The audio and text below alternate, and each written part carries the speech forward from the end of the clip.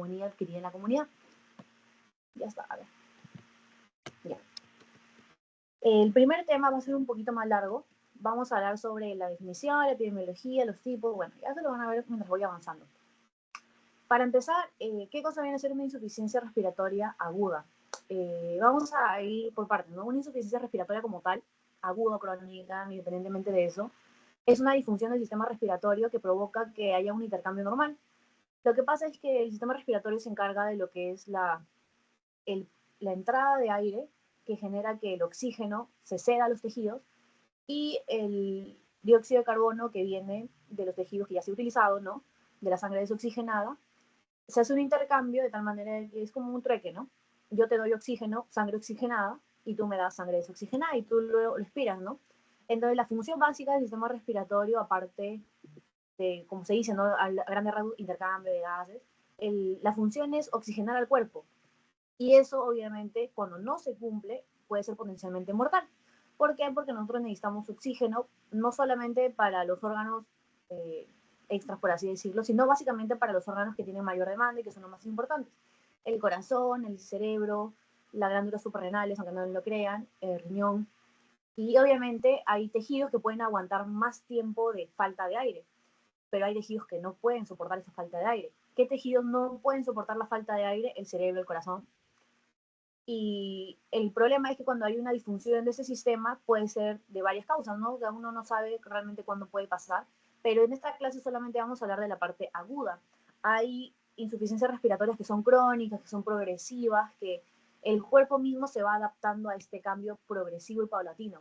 Pero en el caso de la insuficiencia respiratoria aguda es potencialmente mortal y es grave porque es un cese súbito de esta función que compromete porque el cuerpo no está preparado para adaptarse a este cambio tan drástico, por así decirlo. Entonces, para que nosotros podamos definir una insuficiencia respiratoria aguda, tenemos ciertos parámetros. Estos parámetros los vamos a ver nosotros aquí. Voy a poner un ratito el puntero. Ya. Esos parámetros los van a ver ustedes en el AGA. Cuando ustedes toman un análisis de gases arteriales, eso significa AGA, ustedes van a ver estos valores. Van a ver el pH, van a ver el bicarbonato, que es el HCO3, la presión de dióxido de carbono y la presión de oxígeno. Entonces, tiene valores normales. El pH se mantiene entre 7.35 a 7.45. El bicarbonato de 22 a 28 con un promedio, algunos dicen de 22 a 26. También puede ser válido, pero depende de la gasometría. A veces al costado dice valores normales. Luego tienes el PCO2, que tiene un valor normal de 35 a 45 y una presión de oxígeno que es mayor a 80. El rango normal, para que tú digas que el paciente está sano, que está en un estado basal, es que este PCO2 sea de 80 a 100. Eso es lo ideal. Y eso, cuando tú le mides con un saturómetro, se traduce en una saturación de oxígeno de 95 a más, que es lo normal, ¿no es cierto? Si yo no tengo ahorita el pulsoxímetro, pero si me lo pongo en el dedito, lo normal es que yo sature 97, 98, 99, 100 incluso. Entonces, no necesitas sacarme un AGA si yo veo que esa saturación de oxígeno está bien, porque si me lo sacas, bueno, lo vemos, vamos a ver que está dentro de sus rangos normales. Entonces, una vez que tú ves que la saturación está de 95 para abajo, recién puedes decir, ok, muy probablemente acá está, su presión de oxígeno esté debajo de 80. Pero cuando nosotros hablamos de insuficiencia respiratoria, lo vamos a hablar ahorita, hay ciertos criterios. Bueno, en cuanto a la epidemiología, es una condición médica común, o sea, la insuficiencia respiratoria tiene muchas causas, no solamente abarca una, no es una enfermedad como tal, sino es un síndrome. Entonces, como es un síndrome, tiene diferentes causas y afecta, ¿no?, a todas las edades y géneros, porque como les voy a mencionar ahorita la etiología, hay muchas etiologías, o sea, va desde niños, desde adultos, turistas, personas que viven, o sea, no tiene una edad ni un género determinado, sino que le puede pasar a cualquier persona. Y como es muy difícil estimar a quién le puede pasar a alguien, ¿no? La incidencia y prevalencia no se saben muy bien porque, como les menciono, es algo que es un síndrome y que se puede ver en cualquier emergencia, y ustedes van a ver que en cada emergencia siempre hay una insuficiencia respiratoria aguda y tiene diferentes causas. Entonces vamos a ver con los criterios gasométricos. Como ya les dije, el AGA es el examen, el análisis de gases arteriales. Entonces, dependiendo de estos criterios, ustedes van a decir si es un tipo de ira tipo 1, que se le conoce como hipóxica o parcial, o es un tipo 2, que puede ser una hipercápnica o le dicen total. Hay otros criterios para definir cómo es una ira. Por ejemplo, hay ira aguda, crónica, según el tiempo, ¿no? Hay, dependiendo de los mecanismos fisiopatológicos, que lo vamos a ver ahorita. Y este criterio es del AGA, o sea, es de los resultados que te salgan en tu gasometría. La tipo 1 se le conoce como parcial, es hipóxica, o sea, la hipoxia implica la falta de oxígeno, ¿no es cierto? Entonces, el criterio obvio sería que la presión de oxígeno esté menos de 60 milímetros de mercurio. En este tipo de insuficiencia no hay hipercamia, o sea, eh, tienes la hipoxemia marcada por una PO2 menor a 60, pero no te acompañas de hipercamia. La hipercamia es cuando la PCO2, CO2, está muy elevada. Yo les dije que los valores normales eran de 35 a 45, entonces una ira hipercámnica tipo 2 o total también se le conoce, implica no solamente la falta de oxígeno, sino también la hipercambio, o sea, la acumulación de CO2. Y eso se traduce como un PCO2 mayor a 45. Ahora, acá ustedes ven un rango, ¿no? O sea, les dije yo que la presión normal de oxígeno era de 80 a 100. ¿Y qué pasa de 60 a 80, no? Porque el criterio para que tú veas que es unida es cuando la PO2 es menor a 60. Hay diferencia y el criterio que ustedes van a ver acá es que tenga menos de 60. Como les mencioné, cuando ustedes ponen la saturación de oxígeno, eso se refleja como de 95 a 100% de saturación de oxígeno. Tú lo puedes interpretar como una PO2 en sangre de 80 a 100. Entonces, cuando tú tienes un IRA, recién vas a considerar cuando la PO2 es menor a 60. Sí, bueno, esto acá. Eso es a grosso modo lo que es una IRA y es una clasificación. Seguramente en su clase le van a explicar la diferencia entre aguda, crónica, por los mecanismos fisiopatológicos, si es tipo 1, tipo 2. Hay un tipo 3 y 4, pero no se mencionan. Una es perioperatoria y la otra, bueno, realmente no me gustaría exponerme así. Luego tiene los mecanismos fisiopatológicos. Los mecanismos fisiopatológicos son 5. O sea, hay 5 razones por las cuales te puede dar una IRA. Cada una tiene diferentes causas. O sea, por ejemplo, la hipoxemia ambiental se da sobre todo en las grandes alturas. La hipoventilación alveolar, se le voy explicando cada una, pero para que sepan, ¿no? Cada uno tiene subgrupos de por qué te da. Entonces, primero tenemos la hipoxemia ambiental. Ocurre cuando la fracción inspirada de oxígeno disminuye. La fracción inspirada de oxígeno se le conoce en el AGA, lo van a ver como un FiO2. El nombre largo es fracción inspirada de oxígeno y se refiere a la cantidad de oxígeno que tú inspiras. O sea, ustedes saben que el aire está compuesto de otros gases aparte del oxígeno. Entonces, la proporción de oxígeno que tú inspiras, o sea, la fracción de oxígeno que tú inspiras al momento de respirar, esa es la FiO2. Entonces, cuando tú, por ejemplo, vas a una gran altura, cuando estás en un incendio o hay una aglomeración, la proporción de oxígeno que ingresa, voy a poner esto como ratito, la proporción de oxígeno que ingresa acá por el alveolo, este es el alveolo, la rayita roja abajo es la sangre, la que es más oscura va a representar la desoxigenada, la que tiene poco oxígeno, y la que está acá, que es rojo más brillantito, va a ser la sangre oxigenada. El problema con la hipoxemia ambiental no es la sangre, el problema es que lo que ingresa está bajito, está poco. Como les menciono, grandes alturas, incendios, aglomeraciones, tienes aire, pero la fracción inspirada de oxígeno baja. Y es lo que pasa en la altura, ¿no? Tienes la concentración de oxígeno baja porque las partículas de oxígeno están más dispersas. Mientras más alto vas, el oxígeno o la proporción de oxígeno que recibes es menos. Por eso algunas personas, por ejemplo, nosotros que vivimos en Lima, a veces cuando vamos a altura, nos vamos a Cerro de Pasco, a Cusco, a lugares donde, a la montaña de 7 colores allá en Cusco, que está más o menos a 5.000 metros sobre el nivel del mar, nos cuesta respirar, tenemos una falta de aire porque no estamos acostumbrados a esa baja proporción de aire que nos está, perdón, de oxígeno que nos está dando el aire. Entonces la hipoxemia mental no es un problema del alveolo, no es un problema de la sangre que viene, no es un problema pulmonar, sino es un problema ambiental. Y todo lo que implique el ambiente, como les menciono, grandes alturas, incendios, lugares donde hay mucha gente, van a condicionar de que tú recibas menos oxígeno. Por lógica, este tipo responde muy bien al oxígeno suplementario. ¿Por qué? Porque si lo que te falta es oxígeno, el problema es básicamente ese, el único problema es ese, porque como les digo, el parénquima pulmonar está muy bien. Cuando tú le pones una mascarilla de oxígeno, incluso no sé si ustedes han visto que en estos lugares de altura los guías traen un balón de oxígeno y tienen una cánula. Responden muy bien a la suplementación de oxígeno. Luego tiene la hipoventilación alveolar. La ventilación y la oxigenación son términos diferentes.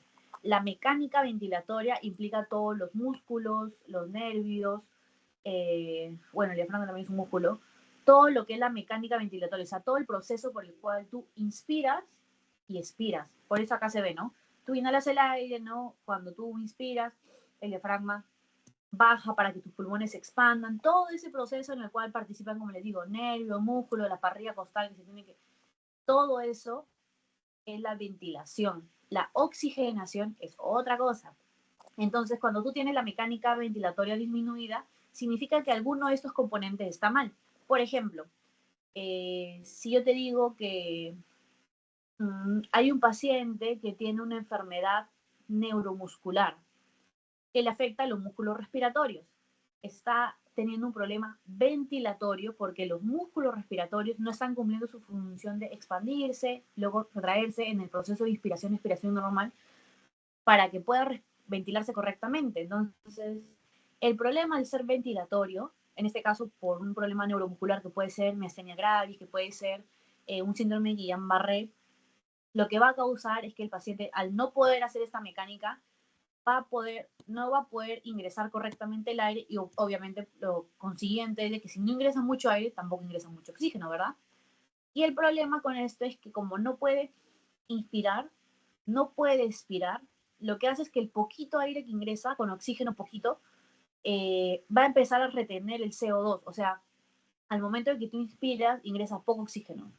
Y lo ideal es que tú expires, o sea, botes lo que no te sirve, por así decirlo, que es el CO2. Entonces, como tú no puedes botarlo porque no funciona tu parte ventilatoria, lo empiezas a acumular. La hipoventilación alveolar es un tipo de mecanismo fisiopatológico que se acompaña no solamente de hipoxemia porque te está llegando poco aire y poco oxígeno, sino que también se acompaña de hipercapnia, porque al momento de que tú no puedes hacer el trabajo de expirar, no vas a botar el CO2 y lo vas a empezar a acumular. Entonces, hipoventilación alveolar, pónganle como un check o algo, que te causa hipoxemia y también te causa hipercapnia. ¿Cuáles son otras causas de mecánica ventilatoria disminuida? No solamente están las enfermedades neuromusculares, sino todo aquel que deprima la ventilación. Por ejemplo, los sedantes, todo aquello que tenga un efecto sedante, por ejemplo, el alcohol, las drogas sedantes como la benzodiazepina,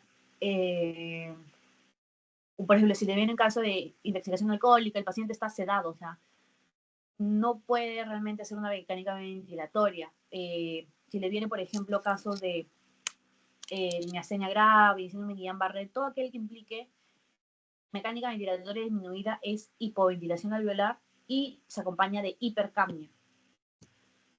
Luego tiene la disfunción ventilación-perfusión y es el mecanismo más frecuente de hipoxemia. Ahorita vamos a ver por qué. Vamos a desglosarlo, ¿no? La parte ventilatoria, lo que les dije, el ingreso, o sea, toda la parte de la mecánica que genera que ingrese aire por aquí. Este es el alveolo. Entonces, ingresa el aire y lo ideal es que tú el aire lo cedas para que haya una sangre oxigenada que va a los tejidos y el CO2 lo saques. Entonces se supone de que tú lo que vas a hacer es ingresa el aire y hay un intercambio gaseoso, ¿no es cierto? Entonces, ¿qué es lo que pasa? Hay dos componentes acá. La parte ventilatoria, que es esto, todo el alveolo, ingresa aire, y la parte de la perfusión. La perfusión viene a ser este vaso sanguíneo que te trae sangre desoxigenada y se va con sangre oxigenada, porque te está dando sangre desoxigenada, te está dando CO2 y tú le estás dando oxígeno. Entonces, esta es la parte de la perfusión.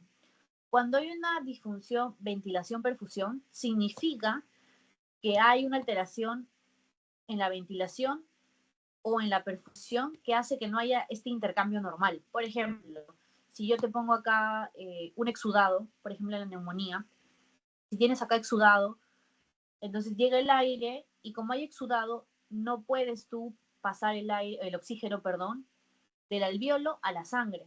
Entonces, esto te genera obviamente una disfunción de la relación normal de la ventilación y la perfusión, que es diferente a la alteración de la difusión y que una disfunción ventilación-perfusión puede evolucionar hacia un sham, y lo vamos a ver ahorita. Luego tienes alteración de la difusión. En este caso tienes el aire que ingresa bien, tienes acá la parte del vaso sanguíneo, y el problema es que hay una alteración de la difusión, o sea, el alvéolo te cede oxígeno, el vaso sanguíneo está dispuesto a recibir el oxígeno, pero aquí hay algo que lo impide, y generalmente se asocia a las enfermedades que son intersticiales, porque, como le digo, el problema no está en la unidad alveolar y el problema tampoco está en el vaso sanguíneo, el problema está en este pequeño espacio que normalmente está libre y te permite, ¿no?, de que el oxígeno vaya de acá a acá. Aquí hay algo que lo tapa. Y como les digo, se debe más que todo, por ejemplo, a enfermedades intersticiales, el EPIT. Y luego tenemos el shunt. El shunt es cuando, en grandes rasgos, ¿no? No solamente hablando del shunt, en este caso pulmonar, sino el shunt generalmente es cuando hay un paso de la sangre que es desoxigenada hacia un lado que normalmente es oxigenado. O sea, si yo tengo acá sangre desoxigenada y nunca le llega el oxígeno y el CO2 no se va, esta sangre desoxigenada pasa a la parte que normalmente debería ser oxigenada y así se provoca un shunt. Shunt también le dicen cortocircuito. En este caso, por ejemplo, acá ingresa el aire, normalmente, les repito, ¿no? La sangre desoxigenada le da CO2, tú lo expiras, y el oxígeno que te había llegado tú lo das para que vaya a los tejidos, ¿no es cierto? En este caso, el problema es que hay algo que lo interfiere. En el caso de la neumonía que yo les mencioné, acá hay un exudado, ¿no es cierto? Ingresa el aire, nunca pasa el oxígeno hacia la sangre y por ende la sangre desoxigenada sigue su camino y ocupa un sitio que no le corresponde, porque normalmente el lado que les estoy mencionando de acá, el lado más rojo claro, debería ser sangre oxigenada. Entonces el shunt, el problema es que refractaria el tratamiento de oxígeno, porque así tú le des oxígeno, ya ha habido un pasaje de sangre desoxigenada a un lado que normalmente es oxigenado. Y acá tienen una tablita como para resumir. Por ejemplo, acá tienes hipoventilación, el efecto Shan, la alteración ventilación-perfusión y la alteración de la difusión. Y acá no, la hipoxia. En el caso de la hipoxia, como les mencioné, es muy fácil de que corrija con oxigenoterapia, con la suplementación de oxígeno, porque el problema es básicamente de que no estás recibiendo oxígeno de manera ambiental. Entonces, si tú le pones una mascarita, le pones una cánula binasal, remite muy bien esta hipoxemia. Luego tienes acá la hipoventilación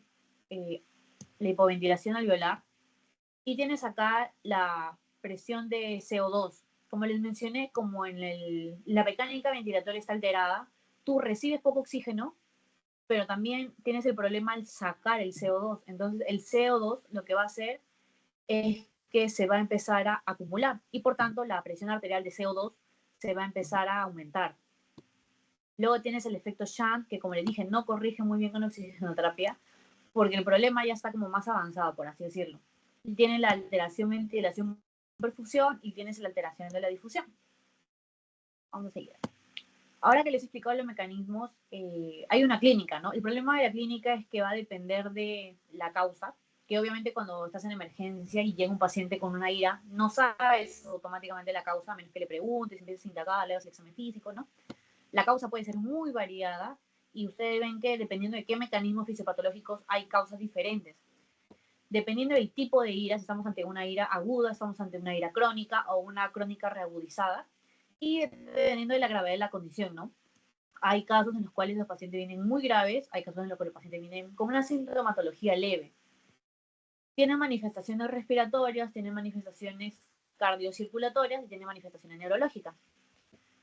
Lo principal, las manifestaciones respiratorias son variadas, como les digo, depende de la causa. Tienes taquipnea, tienes aleteo nasal, incoordinación toracoabdominal y tienes la disnea. Dentro de las cardiocirculatorias, como un mecanismo de compensación, el cuerpo empieza como que a agitarse. Entonces, hay una taquicardia, puede haber en otros casos bradicardia, en caso de que, por ejemplo, sea sedante, cuando les mencioné de que hay unos sedantes que te causan ira. tienes hipertensión y lo contrario, ¿no? Hipotensión, shock, oliguria y arritmias. Y tienes las manifestaciones neurológicas, encefalopatía hipercámnica, cuando hay un acúmulo de CO2, te puede causar una encefalopatía hipercámnica, tienes cefalea y tienes la inquietud y la ansiedad. En esta tabla de acá tenemos como una diferenciación, ¿no? ¿Cuáles son los síntomas que generalmente se dan en la hipoxemia y cuáles son los síntomas que generalmente se dan en la hipercamnia?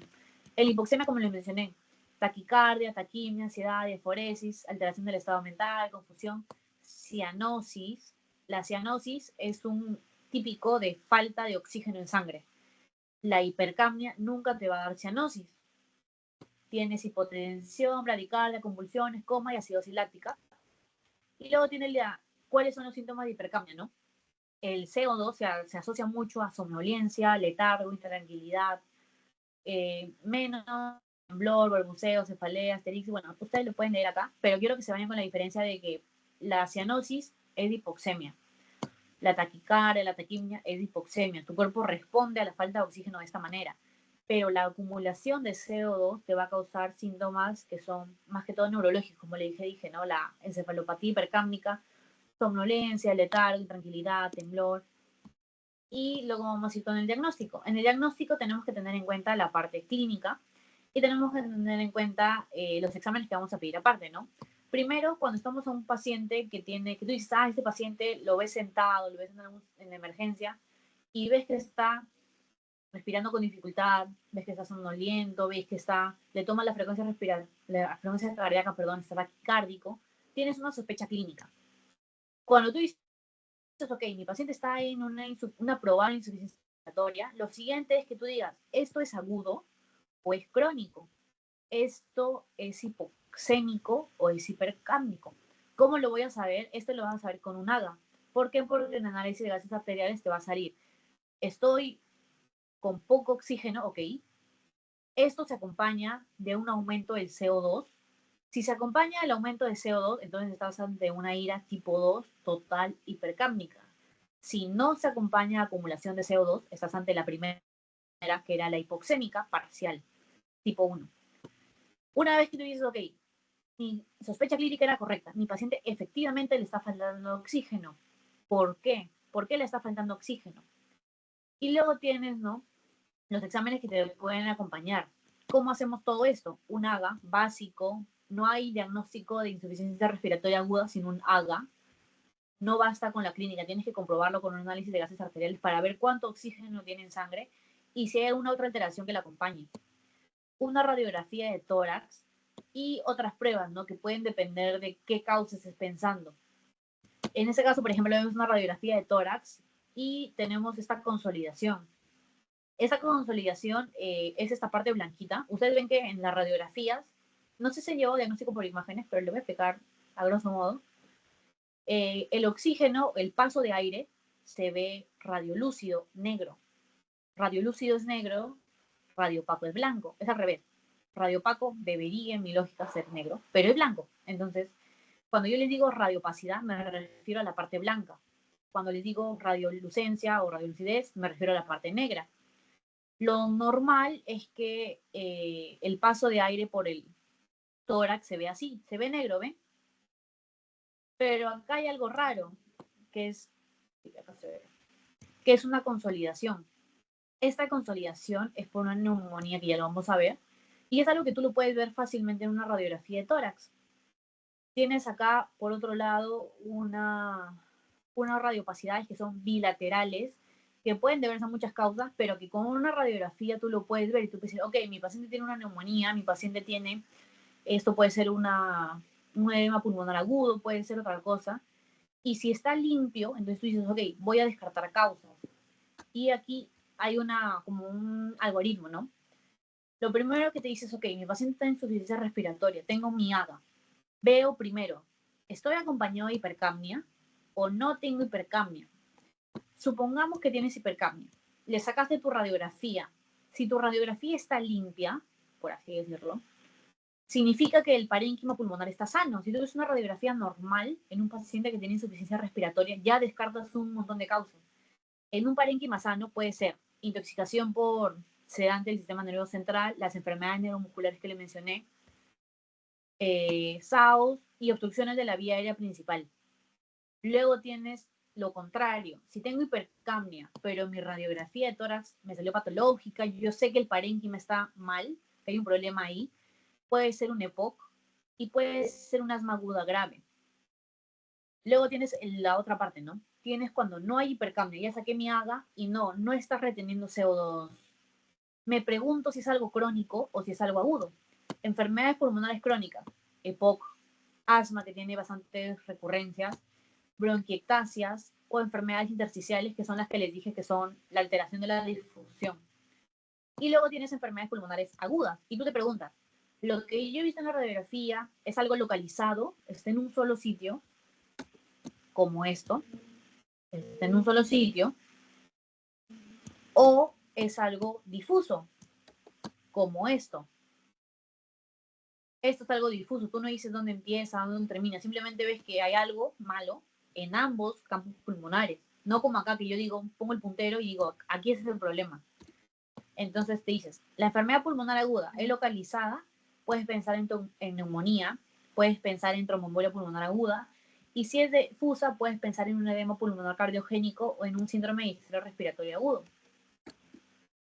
Y luego nos vamos al tratamiento. El tratamiento tiene objetivos claros, ¿no? Si tu paciente le falta oxígeno en sangre, lo ideal es que tú corrijas la hipoxemia. Mejorar la acidosis. ¿Por qué se produce acidosis? Porque el CO2 empieza a ceder hidrogeniones, entonces el pH se va haciendo más bajo, y ustedes saben que un pH bajo significa acidosis, entonces lo ideal es que tú corrijas acidosis. También puede haber alcalosis respiratoria, ojo, ¿eh? Pero lo común, lo más normal, lo más general es que haya una acidosis. Entonces, mejoras acidosis y mantienes el gasto cardíaco. Una vez que ya como que estabilizaste a tu paciente, corregiste lo más grave, que sería que le falte oxígeno y que esté haciendo un estado de acidosis, tú pasas a la causa. Y el tema acá es importante porque si tú nunca tratas la causa, tu paciente va a seguir en hipoxemia, va a seguir teniendo insuficiencia respiratoria. O sea, no basta con corregir la insuficiencia respiratoria, sino que tienes que hallar cuál es la causa y tienes que corregirla. Porque como les repito, si tú no lo corriges, va a persistir e incluso puede empeorar. Si nunca tratas, por ejemplo, una neumonía, nunca le das antibiótico, el paciente va a seguir haciendo esta neumonía y puede progresar hacia una sepsis. Entonces tienes que tratar la causa y tienes que evitar las complicaciones. Complicaciones que pueden ser predecibles. Por ejemplo, como les digo, en una neumonía, mi complicación es una sepsis, una disfunción de órganos. Entonces, ¿cómo es que vamos a hacer esto? Para empezar, esto es según el Goodman y Cecil, que es un libro que está en Clinical Key, si lo quieren revisar, lo he puesto en la bibliografía. La ira tipo 1, hipoxémica, tú vas a utilizar un sistema de alto flujo, Venturi, a una concentración elevada, o sea, le estás dando bastante oxígeno, bastantes litros. Y tiene la ira tipo 2, que igual vas a usar un sistema de alto flujo, pero con una concentración baja, o sea, le está dando pocos litros. Y acá les traje una imagen que dicen, ¿no? La oxigenoterapia, creo que hay un seminario de eso. Cuando yo llevé el curso me lo explicaron en seminario. Tiene sistemas de bajo flujo y tiene sistemas de alto flujo. ¿Cuáles son los métodos de oxigenoterapia de bajo flujo? La cánula nasal, la mascarilla de oxígeno simple, que seguramente la han visto, y la mascarilla con bolsa de reserva. La cánula binasal es esa que va aquí, en las fosas nasales, y tiene un tubito acá a cada lado. Es la mascarilla, la cánula binasal. La mascarilla de oxígeno simple es solamente una que te cubre nariz y boca, y la mascarilla con bolsa es lo mismo, una mascarilla solamente que tiene esta bolsa de reserva. Esta bolsa se va inflando, se va desinflando mientras que el paciente respira. Estos son un sistema de bajo flujo. Y los sistemas de alto flujo ya implican, ¿no? Un sistema Venturi, un CPAP y un BiPAP. Entonces, cuando les digan cuál es un sistema de bajo flujo, una cánula binasal. Y obviamente los que tienen alto flujo, para que se acuerden así más simple, aguantan que tú le des más oxígeno. Por ejemplo, en una cánula binasal, tú le puedes dar oxígeno hasta cierto punto. O sea, no es que tenga un balón de 100 litros de oxígeno y le voy a dar 50 litros por minuto, supongamos, ¿no? Un ejemplo. No le puedes dar eso porque este sistema no aguanta tanto, no aguanta tanto flujo. Entonces, las cánulas nasales, la mascarilla de oxígeno simple, la mascarilla con bolsa de reservorio, no aguantan este flujo grande que le quiere dar a tu paciente de oxígeno. Quienes sí lo aguantan, las que son de alto flujo. Entonces, generalmente hay unos cuadritos para que ustedes revisen de que las cánulas, por ejemplo, dependiendo de la fracción que le esté dando, o sea, nosotros sin oxígeno suplementario, yo acá que no tengo ni cánula ni mascarilla, estoy respirando así el aire ambiental, estamos a una fracción inspirada de oxígeno de 21% o 0.21, ¿no? Lo mismo. Eso quiere decir que este es el aire ambiental. Cuando yo le pongo una cánula nasal, yo aumento esto, ¿no es cierto? Puedo aumentar de 21, con 1 litro tienes 24, con 2 litros tienes 28. Entonces, dependiendo de qué sistema estás utilizando, tiene diferentes dispositivos de vía aérea. Ya, eso es todo. Este es el primer tema, como les dije, es he tratado de resumirlo bastante. Y hay diferentes, lo que quiero que se lleven es que hay diferentes tipos de IRA, tipo 1, tipo 2, que el examen básico que se pide para diagnosticar un IRA es el AGA. Dependiendo de qué más tengamos en el AGA, si hay hipercapnia, si no hay hipercapnia, y si es una enfermedad aguda, es una patología aguda o crónica, pueden haber diferentes causas, y que el tratamiento se basa más que todo en el soporte en primera instancia, darle oxígeno, corregir la acidosis, mantener el gasto cardíaco, y en segunda instancia, saber cuál es la causa. Importantísimo porque si no solucionas la causa, jamás vas a terminar con la ira. Y el segundo tema es la neumonía adquirida en la comunidad. ¿Tienen alguna duda antes que empiece con el segundo tema? Por favor. Si tienen alguna duda me lo pueden hacer, cosa que no avanzo al siguiente tema, ¿no? Sin haber aclarado sus preguntas. Sí, ya vi que estaba levantando la mano.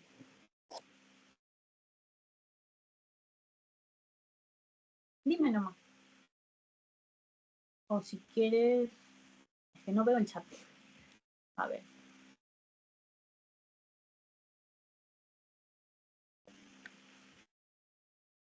A ver. Ya, acá tengo el chat, a ver.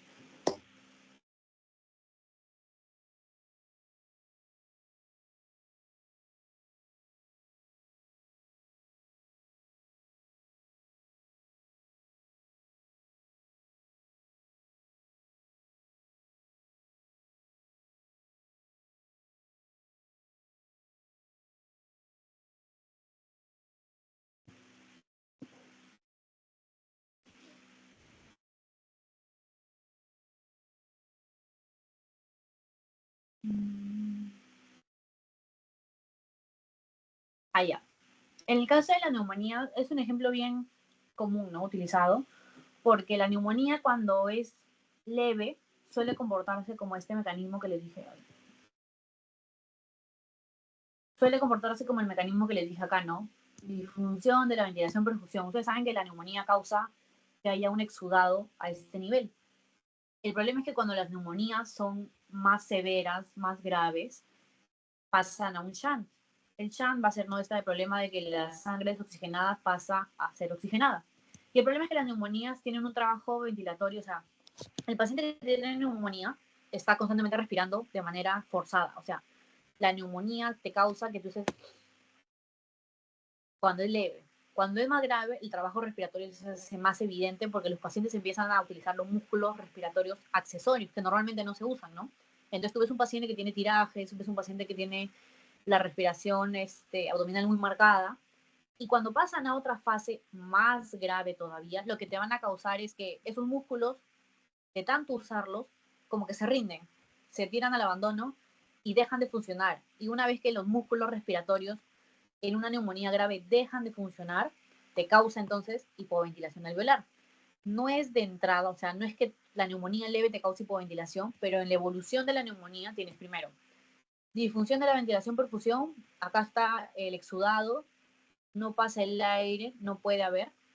En segunda instancia, cuando este mecanismo es persistente, la sangre desoxigenada pasa, a ser pasa al sitio de la oxigenación, donde no debería estar, y tu cuerpo empieza a compensar, ¿no? Tu cuerpo empieza a respirar más fuerte, empieza a usar los músculos accesorios, y una vez tus músculos se cansan, se rinden, entonces la ventilación cesa o baja bastante. Entonces pasas a otro mecanismo fisiopatológico que es hipoventilación alveolar, que en realidad pueden estar los tres al mismo tiempo, solamente que de entrada no te va a causar obviamente una hiperventilación alveolar, a menos de que sea una neumonía muy grave, así, en un paciente crítico, que tiene muchas comorbilidades, que es añoso, que tiene una enfermedad de base, por ejemplo. A ver.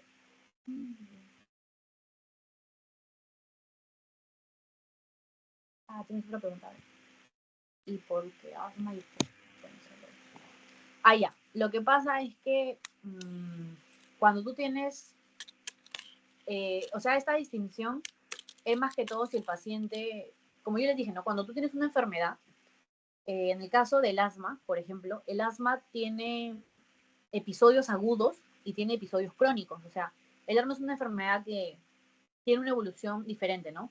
El EPOC igual. El EPOC es una enfermedad pulmonar obstructiva crónica, que es una enfermedad de base que tiene el paciente. Y este EPOC se exacerba. O sea, hay periodos en los cuales el paciente tiene crisis. Así como hay crisis asmáticas, el EPOC también puede tener exacerbaciones, se le dice. Entonces, el EPOC y el asma te van a causar un parénquima pulmonar patológico. O sea, tienes acá EPOC y asma aguda grave, ¿no? Pero estas enfermedades, como les menciono, no se curan. O sea, no es que acaba la crisis o la exacerbación de EPOC y ya el paciente se va a su casa sin EPOC. No, el paciente se va a su casa con esta enfermedad ya de base. Entonces lo consideras como un parénquima pulmonar patológico, pero también es una enfermedad pulmonar crónica. Ahora, ¿por qué te causa hipercapnia o no te causa hipercapnia? Porque en el momento de que tú tienes un EPOC, lo que va a pasar es que tú tienes esta mecánica de que tú respiras, recibes poco oxígeno, entonces estás en una fase de hipoxemia nomás, pero cuando tu cuerpo empieza a no botar el aire, se empieza a acumular el CO2. Lo normal, lo clásico que ponen en los exámenes es el típico caso de paciente que va a, no sé, pues yo le puse en el pasito, Cerro de Pasco, y entonces de manera aguda no tiene aire, ¿no es cierto? Y ese es un caso típico. El caso normal que le ponen a los que tienen hipercapnia es el caso de los pacientes que tienen una enfermedad neuromuscular o paciente que viene intoxicado con sedantes y no tienen esta mecánica ventilatoria. No les ponen generalmente este parénquima pulmonar patológico, enfermedad pulmonar crónica, porque es muy difícil, o sea, no, como les menciono, ¿no? Así como hay esta distinción de mecanismos fisiopatológicos, que es como que son 5, no significa que los 5 sean aislados. O sea, tú puedes tener una neumonía, como le dije, ¿no? Que cursa con alteración de la difusión, que progresa ya, y en el proceso te dan una hipoventilación alveolar. No es que sean aislados. Entonces, así como no es aislado en la medicina, no siempre va a ser esta rajatabla de que el EPOC sí o sí es con o sin hipercapnia. Lo hacemos así para como orientarnos, pero siempre hay casos en los que los pacientes con EPOC pueden retener CO2 y al mismo tiempo hay casos de los pacientes que no retienen CO2. No sé si te aclaré la duda. O que no entendí mal.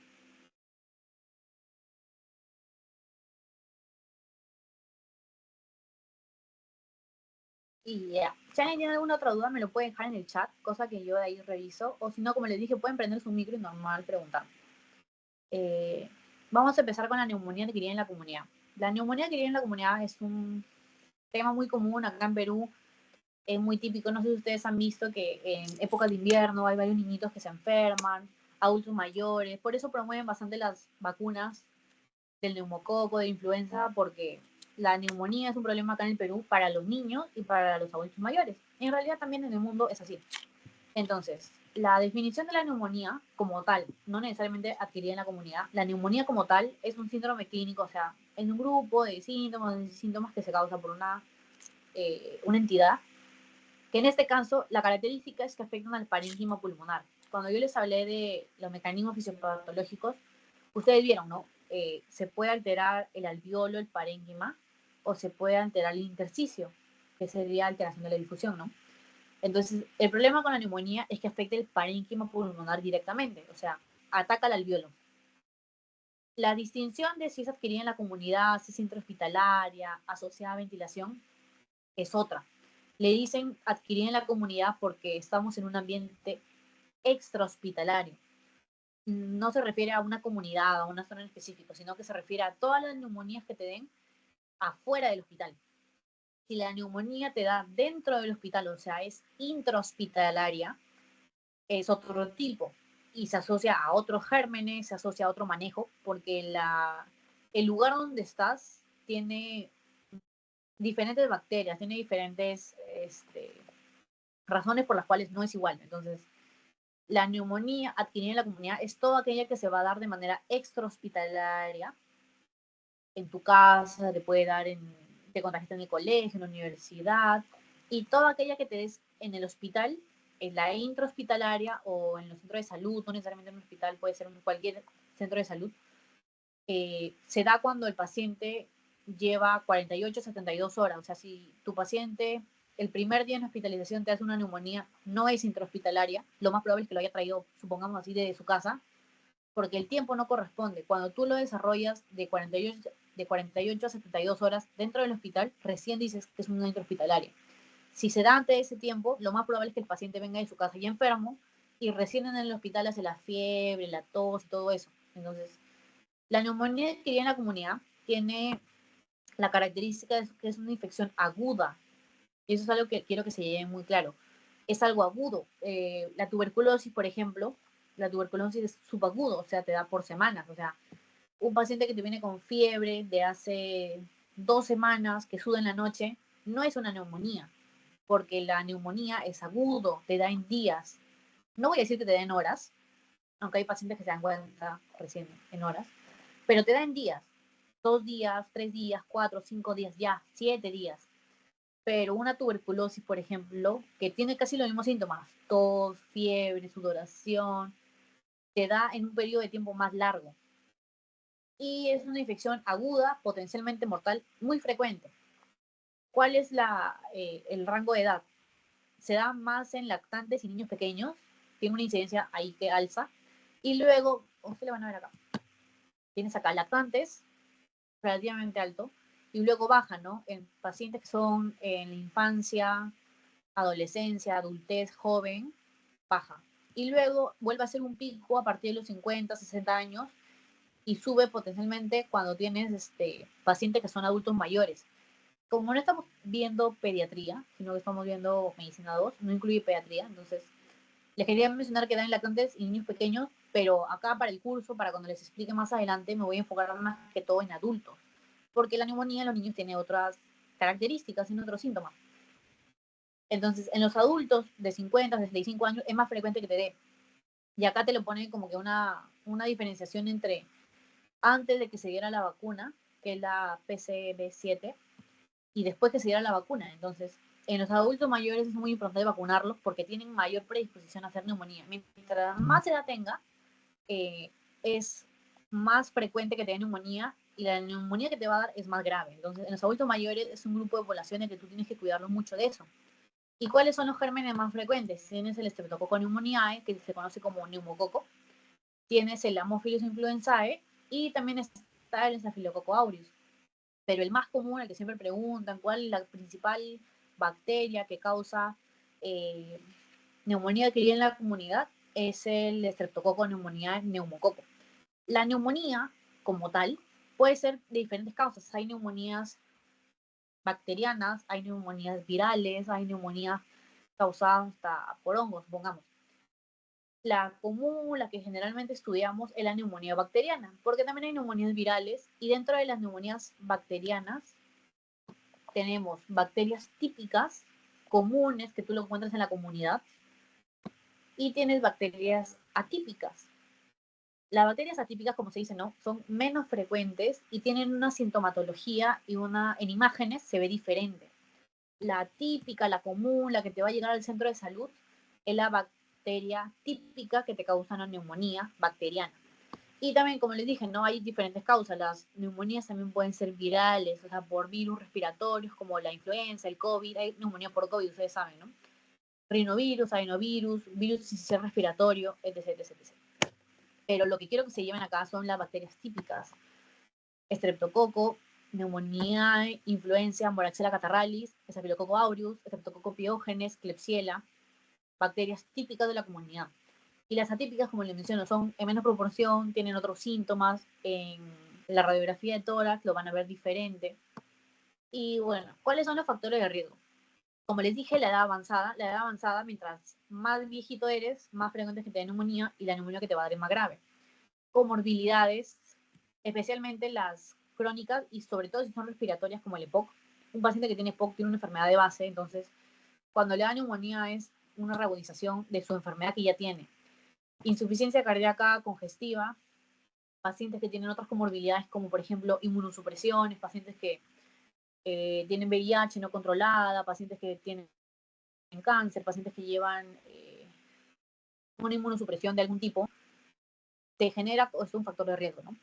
Infecciones virales de las vías respiratorias, ¿por qué? Porque generalmente cuando tú tienes una infección viral, eso hace que como que, vamos a decirlo de esta manera, ya, tus defensas bajen y tengas más predisposición a que tengas una infección, pero ahora ya no viral, sino bacteriana. La realidad es que la alteración viral que hay en la vía respiratoria hace que la bacteria, por así decirlo, se pegue mejor y te da, ¿no? Tienes acá protección de las vías aéreas deterioradas. Por ejemplo, los pacientes que están postrados, los pacientes que tienen algún tipo de secuela de ACV, los pacientes que no protegen bien su vía aérea. O sea, por ejemplo, ustedes han visto que los pacientes que están postrados, alguna vez quizás en el hospital han visto, que no despiertan, que no están conscientes, se le pone una sonda nasogástrica. ¿Por qué? Porque si tú le das comida, le das agua, el paciente no tiene el reflejo de la deglución y tampoco tiene el reflejo de toser, citatora, no tiene el reflejo del vómito. Entonces, la epiglotis, ustedes saben, cierra la tráquea de tal manera de que lo que tú comes, lo que tú entra por tu boca, no va hacia la tráquea y las vías respiratorias, sino que va hacia el esófago. Entonces, en los pacientes que tienen esta vía aérea deteriorada, que no tienen este mecanismo, que no pueden estar conscientes de esto, entonces tienen una predisposición. ¿Por qué? Porque cuando tú eh, le das algo, le das agua, le das comida, o vomitan y se aspiran, obviamente las aspiraciones van a causar una neumonía.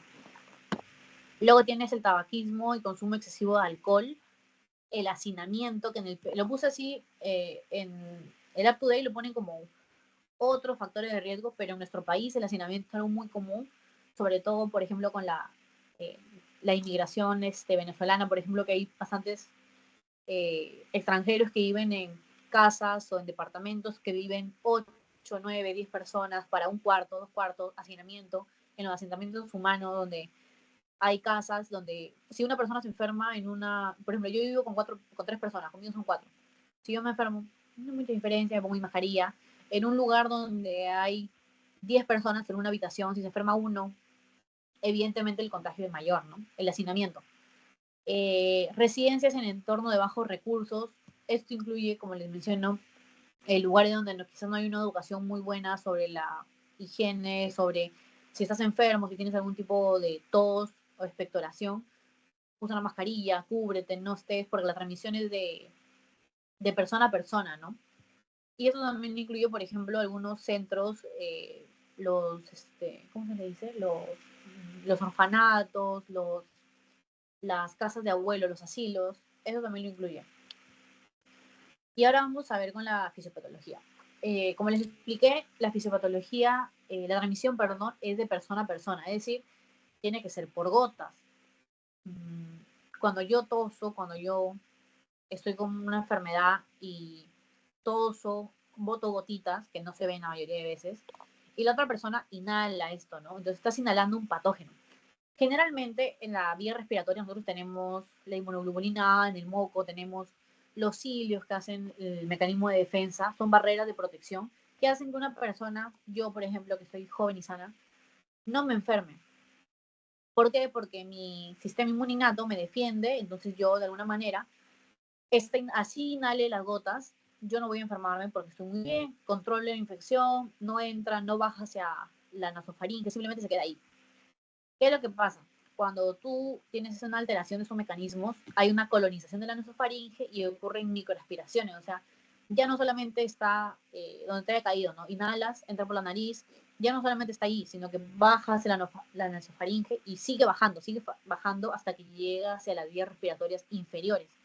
Y ahí es donde se va a replicar, donde va a haber factores de virulencia que van a hacer que la bacteria, el virus, lo que sea, se adhiera bastante y hay un daño del parénquima pulmonar porque todos estos, ustedes saben que a nivel del sistema respiratorio hay células de defensa, ¿no? Los alvéolos, que son los macrófagos, eh, se comen generalmente los patógenos, pero obviamente cuando una persona está sana, cuando una persona está bien, cuando una persona tiene cualquiera de los factores de riesgo que les he mencionado, el inóculo puede ser muy grande, tú no te defendiste bien al inicio, entonces bajas a la vía respiratoria inferior, te genera este exudado alveolar que se compone básicamente de leucocitos, o sea, de células polimorfonucleares que van a defender de exudado, ¿no? Y lo que pasa es que empieza a haber una reacción que empieza a dañar el parénquima. Generalmente, cuando ya estamos en este punto, obviamente, hay una inflamación, hay una irritación de esta zona y lo que se forma es un exudado. Entonces, ese es el alveolo, es igual, ¿no? Por acá entra el aire y acá ven que usted, bueno, acá se ve ampliado, ¿no? Se supone que acá hay un exudado, que es como un líquido, así digámoslo. Este líquido que se va a poner acá en el alveolo va a impedir que el aire que está ingresando pase hacia la parte del vaso sanguíneo. Entonces, ahí tienes el mecanismo de insuficiencia respiratoria. Tienes la alteración de la ventilación-perfusión provocado por el exudado que tu cuerpo mismo produció para defenderse. Esa es la fisiopatología. Vamos a hablar sobre la clínica ahora. La clínica va a ser, como les mencioné, es una enfermedad, es un síndrome agudo. Se da de manera en días. No voy a decir que se den horas, pero se da en días. Tienes una fiebre de comienzo agudo. La distinción con la tuberculosis, la distinción con... Hay 1000 casos de fiebre. ¿Qué cosa te da fiebre de manera subaguda crónica? Por ejemplo, los linfomas, los cánceres, infecciones crónicas como la tuberculosis. Esto no, esto es una infección aguda, va a empezar en días. Tos con esputo, con expectoración. Algunas veces en los exámenes ponen como que paciente que tiene fiebre de 3 días y viene con tos y la expectoración, bota, secreción amarilla verdosa. A veces lo consideran como neumonía, pero hay literaturas que te dicen que este esputo puede ser incluso botando un poquito de sangre. Otros síntomas que puedes tener es malestar general, dolor tipo pleurítico. Son aparte, lo que te dan es que si tienes un paciente con clínica respiratoria, o sea, es un paciente que tú ves que respira muy rápido, que le cuesta respirar porque le falta oxígeno, está tosiendo, encima bota secreción y tiene fiebre, o sea, la fiebre te da el componente de la infección.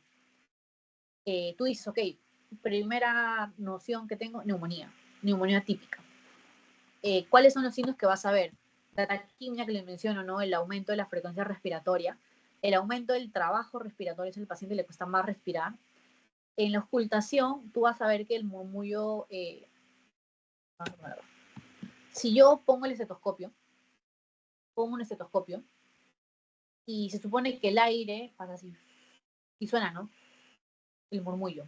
Si hay algo que lo ocupa en una zona determinada, cuando tú pones el estetoscopio, no se va a escuchar normal, o sea, el aire que tiene que pasar como un no pasa así, sino que el sonido o el ruido agregado es la crepitación. ¿Por qué? Porque la crepitación se debe cuando hay contenido líquido en el alveolo. Entonces, ya que el exudado es un contenido líquido, tienes la crepitación. Hay algo que ocupa.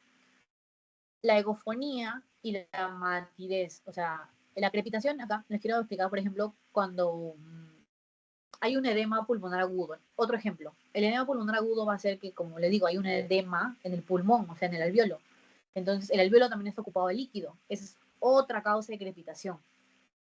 Entonces, en este caso, la crepitación que se acompaña con fiebre, porque el edema pulmonar agudo no te da fiebre, que tiene este componente infeccioso, que tose, el edema también puede toser, te va a orientar es una clínica infecciosa y lo más común en infección respiratoria es neumonía, típico. Tiene la egofonía y tiene la matidez a la percusión. La matidez se da porque, como les menciono, ustedes saben que hay matidez y hay timpanismo. El timpanismo es cuando pasa aire, ¿no es cierto? Y la matidez es cuando hay algo que ocupa ese espacio. Entonces, cuando tú percutes, vas a escuchar matidez. O sea, hay algo que está ocupando ese espacio que normalmente es hueco, por así decirlo. Luego tienes acá el diagnóstico. El diagnóstico se va a basar en la parte clínica, o sea, tienes un paciente respiratorio, ya sabes que es respiratorio, sabes que tiene probablemente una insuficiencia respiratoria. Lo ves que está respirando fuerte, que tose, encima le toma la temperatura y tiene fiebre. Ok, ya tiene la parte clínica, tienen mi sospecha clínica. ¿Qué hago? Lo siguiente que hago es tomarle una radiografía de tórax. La radiografía de tórax de una neumonía típica bacteriana es como les mostré, es esta condensación, no sé si la ven acá, que todo lo negro es el aire que pasa normalmente. Cuando hay algo que ocupa el alveolo, que en este caso es líquido, se va a ver blanco, o sea, es una radiopacidad localizada. O sea, si le preguntan en un examen cuál es la imagen clásica de una neumonía que iría en la comunidad típica bacteriana, es una condensación localizada, porque yo veo acá, delimito muy bien dónde está el lado izquierdo, la parte inferior, y que a veces acompaña el broncograma aéreo. El broncograma aéreo son como unas ramitas que se van a ver, donde sí pasa el aire en el contexto de una condensación. Entonces tienes acá la radiografía que te da la sugerencia de una neumonía adquirida en la comunidad. Entonces ya tienes clínica, le has hecho una radiografía, entonces la pregunta es, ¿mi paciente está grave? Y dependiendo de cuál sea la respuesta, tú vas a decir, si mi paciente está grave, ¿lo puedo mandar a su casa? Si la respuesta es no, mi paciente no está grave, está estable, lo mandas a su casa con un antibiótico, porque, como le digo, ¿no? es una infección bacteriana que requiere antibiótico. Si tú no le das antibiótico, nunca tratas de la infección, el paciente va a seguir con este problema respiratorio. Y la evolución de la fisiopatología es lo que le dije, ¿no? Empieza solamente con el tema del exudado, que no pase el oxígeno hacia la parte circulatoria. Luego va a shunt y luego puede terminar una hipoventilación alveolar. Entonces, mi paciente, si no está grave, lo mando a su casa con un antibiótico. Si mi paciente está medianamente grave, está moderadamente grave, tú le puedes hospitalizar. Si lo hospitalizas, entonces le das antibiótico endovenoso, te aseguras que cumpla los días o hasta que mejore clínicamente y luego lo puedes mandar a su casa con un antibiótico bioral. Si mi paciente está muy grave, yo digo, este paciente va a llegar a paro respiratorio porque en algún momento el esfuerzo que está haciendo por respirar se va a agotar, su cuerpo se va a cansar y va. Entonces, lo que voy a hacer es mandarlo a UCI. Entonces, ¿cómo digo qué paciente está grave, qué paciente está no grave, qué paciente puede ir a su casa, qué paciente puede quedarse acá en el hospital y más? ¿Qué paciente necesita que tú lo mandes a UCI? Para eso tenemos ciertas tablitas, son escalas. En este caso tenemos la escala, el índice ponderado en neumonía, el IPS, si no me equivoco, se dice así. Y entonces tienes criterios, ¿no? Tienes criterios como las constantes vitales, los antecedentes de procesos comórbidos, demografía, o sea, si es mayor, o sea, en constantes vitales, por ejemplo, te pone en consideración el pulso, la presión, temperatura, tiene fiebre o está hipotérmico, la frecuencia respiratoria está más de 30, o sea, está haciendo un gran esfuerzo por respirar, las comorbilidades, porque les dije, ¿no? Dentro de los factores de riesgo está comorbilidades, como cuáles, neoplasia, cirrosis, insuficiencia cardíaca, estado mental alterado, todo eso va sumando puntos.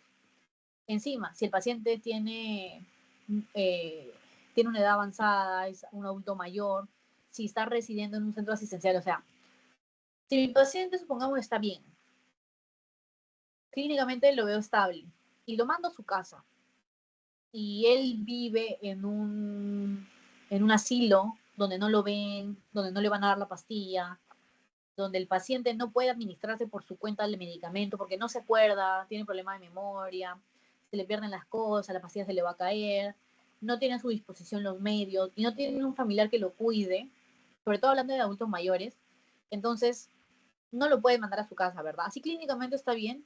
La idea es que tú te asegures de que ese paciente cumple la terapia antibiótica de tal manera de que cuando termine el antibiótico se va a encontrar mejor. Entonces, cuando tú no puedes asegurar de que ese paciente va a cumplir con el tratamiento en su casa, también puedes considerar hospitalizarlo. Y por eso que acá te pone, ¿no? Residente en un centro asistencial. ¿Por qué? Porque es un factor de riesgo. Y acá tienen las pruebas de laboratorio básicas. El pH que les mencioné, el BUN, que es el nitrógeno ureico en sangre, el sodio, la glucosa, el hematocrito, la PO2 menor de 60, o sea, neumonía IRA, o un derrame pleural en la radiografía torácica.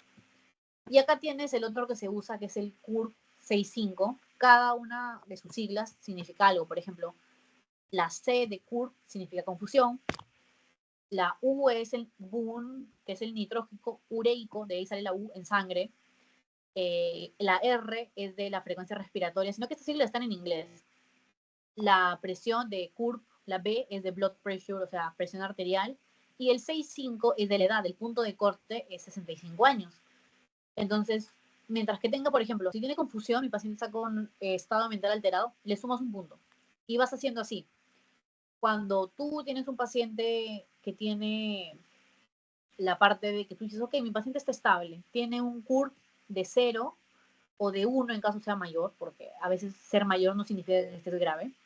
Entonces tú dices, ok, puede recibir una terapia en su casa, ambulatoria. Cuando tiene de 2 a más, tú ya requieres, ¿no? De que el paciente se quede en el hospital y empiezas a considerar que el paciente vaya a UCI. Entonces, estas escalas se usan.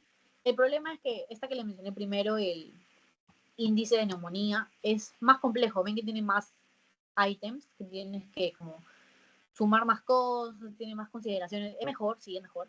Pero a veces usan el curve 6.5 porque es más fácil usar, ¿no? Es más práctico. Cuando estás en una emergencia, es más fácil sacar el curve así al toque que sacar el otro. Entonces, tengan en consideración que se usan las dos. La mejor es el índice de neumonía, pero en la práctica clínica se usa más el curve. Ahora, una vez que ya tienes tratamiento, una vez que tienes la sospecha clínica, le sacaste la radiografía, decidiste si tu paciente está grave o no grave, y decidiste si mandarlo a su casa o quedártelo, entonces tú tienes que iniciar el antibiótico, ¿no? Como les menciono, como estamos hablando de una neumonía típica bacteriana, vamos a cubrir los gérmenes típicos que les mencioné, ¿no? El estreptococo, la influenza, etc. En los pacientes ambulatorios vas a cubrir estos gérmenes.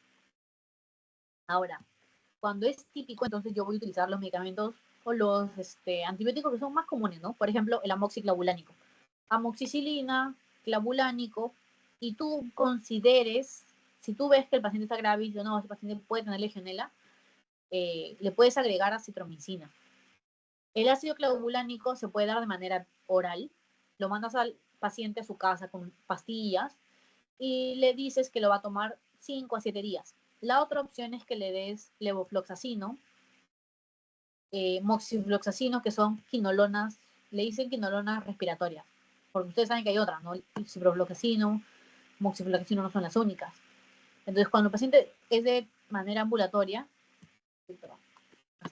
cuando el paciente va de manera ambulatoria, tienes medicamentos que vayan vía oral. No lo puedes mandar con medicamentos endovenosos a su casa porque lo más probable es que no lo cumpla, o sea, que no lo use realmente. Cuando ya consideras hospitalizar a tu paciente, entonces ya vas a la otra parte. Ya dices, ok, mi paciente se va a quedar acá, yo lo puedo poner una vía, lo puedo monitorizar, entonces le voy a dar un antibiótico endovenoso. Entonces, usas lo mismo, un beta-lactámico, pero eso es un poquito más. Escalas hasta la ceftriaxona. La ceftriaxona es una cefalosporina de tercera generación. En Perú lo tenemos bastante en los hospitales. Y le agregas un macrólido, que en este caso sería la citromicina. La ceftriaxona y la citromicina se dan de manera endovenosa. La otra opción, si es que no tienes este régimen, puedes utilizar una quinolona, que como le mencioné, levofloxacino, moxifloxacino son quinolonas respiratorias. Y vas a utilizarla vía endovenosa hasta que veas que tu paciente mejora. Si tu paciente, supongamos que le tienes que dar esta terapia, ¿no? Por 7 días. Si tu paciente mejora en el día 3, 4, y tú visto que mi paciente está estable clínicamente en su casa, puede cumplir con mi tratamiento ambulatorio, lo que puede hacer es que pasas de una terapia endovenosa inicial, tu paciente mejora, lo mandas a su casa con continuación de su régimen de antibióticos hasta que termine el siglo, y puede decir, ok, ese es mi tratamiento para un hospitalizado. Dependiendo, obviamente, de si el paciente lo puede cumplir en su casa, si el paciente está consciente, qué edad tiene el paciente, va a seguir este régimen, no va a seguir este régimen, o sea, depende de varias cosas, ¿no? Pero hay esa opción para que no lo tengan hospitalizado tantos días, porque ustedes saben que la hospitalización en algunos pacientes, sobre todo en adultos mayores, genera otras cosas, genera síndromes confusionales agudos, lo que lo conocen como delirio, puede infectarse de otra cosa, encima, imagínate que le da, en el proceso de estar hospitalizado 7 días, le da una ITU, o sea, los pacientes mayores son, la mayoría son frágiles, lo van a ver en geriatría. Entonces, si tú puedes reducir el tiempo de hospitalización sabiendo que en su casa hay alguien que le puede dar el medicamento, que se va a asegurar que cumple el régimen y el paciente está estable clínicamente, lo ideal sería que tú le des de alta para que no se quede tanto tiempo, ¿no? Si ves que es lo contrario, que el paciente no mejora clínicamente, que el paciente no tiene una buena red de apoyo en su casa, en su comunidad, entonces no lo mandes porque lo más probable es que no cuide el tratamiento y, como ustedes saben, los regímenes antibióticos que no cumplen el tratamiento que le dan tienen más predisposición a hacer una resistencia, entonces hay que considerar eso. Y luego está el último caso que no, esos son los pacientes que están en UCI. Los pacientes que están en UCI necesariamente sí o sí necesitan una terapia endovenosa y ya vas escalando, ¿no? Puede ser un beta-lactámico como las cefalosporinas y le agregas acitromicina o una fluoroquinolona respiratoria. En el caso de que sospeche que es una pseudomonas, les puede dar un betalactámico antipseudomona, como por ejemplo el pipetazo, la hiperacilina tazobactam, o le das un carbapenems. También es una terapia que se considera, pero tengan en cuenta, o quiero que se, no quiero que se aprendan los antibióticos porque quizás eso lo van a ver en terapéutica, que creo que lo llevan el siguiente semestre todavía. Lo único que se quiero que se lleven es que la clínica de una neumonía es aguda, respiratoria, infecciosa. Aguda en días, respiratoria, toda la parte respiratoria, ¿no? Taquipnia, trabajo respiratorio, le cuesta, y la parte de infecciosa que te da la fiebre. Cuando hay fiebre, generalmente es infección. Hay otras causas de fiebre, hay un montón de causas de fiebre, pero si sumas 1 más 1 más 1, generalmente es 3. Entonces, tienes gravedad. Ya le hice mi radiografía, coincide, es neumonía que ya en la comunidad. Lo puedo mandar a su casa, no lo puedo mandar a su casa, y si lo mando a su casa, mi paciente tiene que estar estable y tiene que cumplir el tratamiento. Si no lo mando a su casa y lo hospitalizo, me aseguro de que cumple el tratamiento y tengo que evitar que se quede mucho tiempo porque puede complicarse con otras cosas, sobre todo en pacientes adultos mayores, que es lo que estábamos hablando, ¿no? Neumonía en lactantes y niños pequeños, y el otro grupo más vulnerable a esto, adultos mayores, siempre. Y el diagnóstico diferencial, que es algo que no les dije, es por ejemplo, una insuficiencia cardíaca congestiva. La insuficiencia cardíaca congestiva te va a causar los crépitos, te va a causar la tos, pero la diferencia es que nunca te va a dar fiebre. ¿Por qué? Porque como les mencioné, es una insuficiencia de origen cardíaco que se congestiona porque puede cruzar con un edema agudo del pulmón que te causa los crepitantes, como les expliqué, pero nunca te causa la fiebre porque no hay un componente patógeno infeccioso, o sea, no hay ninguna bacteria, ningún virus que te esté causando esto. Otro diagnóstico diferencial es que le hacen es con, acá en Perú, algunas veces, cuando yo llevé este tema, me pusieron un caso de neumonía y las opciones eran tuberculosis. Ya les expliqué, tuberculosis no, por el tiempo de enfermedad y por los síntomas.